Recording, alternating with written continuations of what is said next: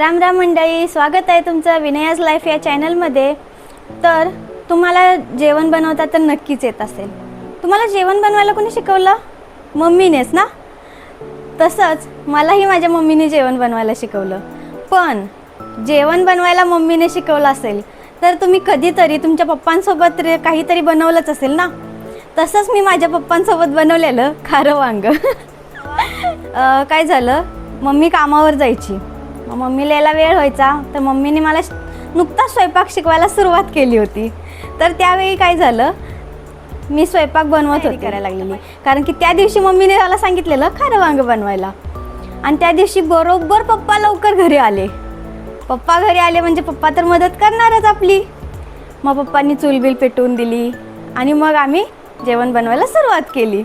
तर पण शिजत टाकले आणि त्याच्यानंतर खारं वांग्याची तयारी सुरू केली। तर मम्मीने सांगितलं होतं कसं बनवायचं, काय वाटण कसं बनवायचं, वांग शिजत कसं टाकायचं, त्याच्यामध्ये तेल किती टाकायचं, पाणी किती टाकायचं, हे सगळं मम्मीने सांगून ठेवलं होतं। तरी पण आपण काही चूक केली नाही असं होईल का? नाही। तर माझ्यासोबत पप्पा होते। तर वाटण बनवून झालं, मसाला वांग्यांमध्ये भरून घेतला आणि फोडणी द्यायला लागली। फोडणी द्यायला पातेलं म्हणतात, पण गावाकडे आमच्याकडे पातेल्याला भगुलं म्हणतात।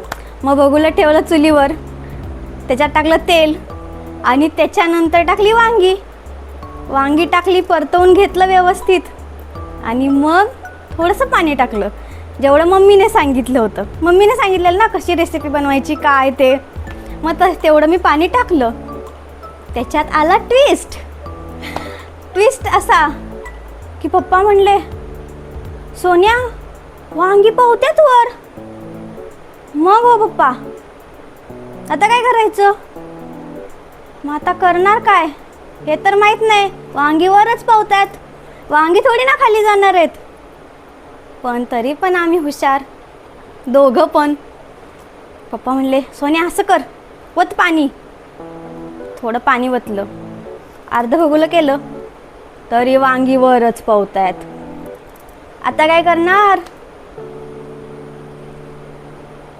काय करायचं? व थोडं पाणी अजून, पप्पांनी सांगितलं, मी पण अजून वर पाणी वतलं। भगुलं भरून झालं, वांगी वरच पावतायत। आता काय करणार? पण जर पाणी वतलं नसतं तर मनात एक भीती, जर पाणी नाही वतलं, वांगी वरच तरंगली आणि नाही शिजली तर रेसिपी खराब, चुकली रेसिपी।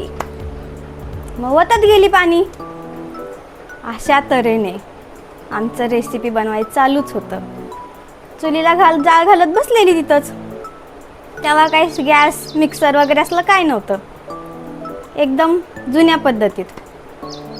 मम्मी आली कामावरून, आल्या ती काय डायरेक्ट हातपाय धुला वगैरे काय गेलं नाही। मी चुली पुढे दिसली ना, ती डायरेक्ट आली तिथं। आणि चूल पहिली काय घरात नव्हती, बाहेर ओट्यावर चूल, छोटीशी भिंत बांधलेली त्याला। मम्मीने असं वाकून बघितलं, मम्मीची रिॲक्शन काय झाली असेल, बनवायला काय सांगितलेलं हिला आणि हिनं काय बनवून ठेवलं। तरी पण म्हणलं असू दे चला। म्हणते काय बनवलं? म्हणलं तू सांगितलं खारं वांग बनव।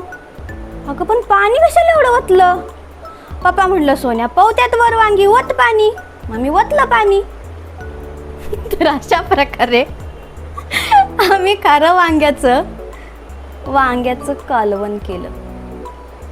त्याला जास्त शिजवू शकत नाही, वांग्याचा गाळ होईल।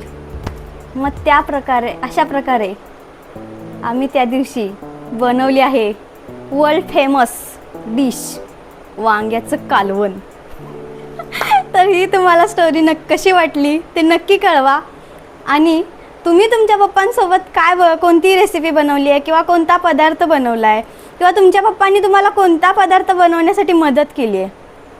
पण लहानपणी आपल्याला वाटतं ना की अरे पप्पा सांगतायत म्हणजे माहिती असणार आहे, पण तसं मला पण वाटलेलं। पण आमची रेसिपी फसली होती। तर तुम्हीही तुमच्या पप्पांसोबत काय बनवलं आहे ते मला नक्की कमेंटमध्ये सांगा.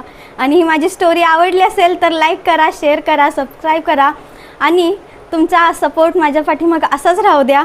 थँक्यू. बाय.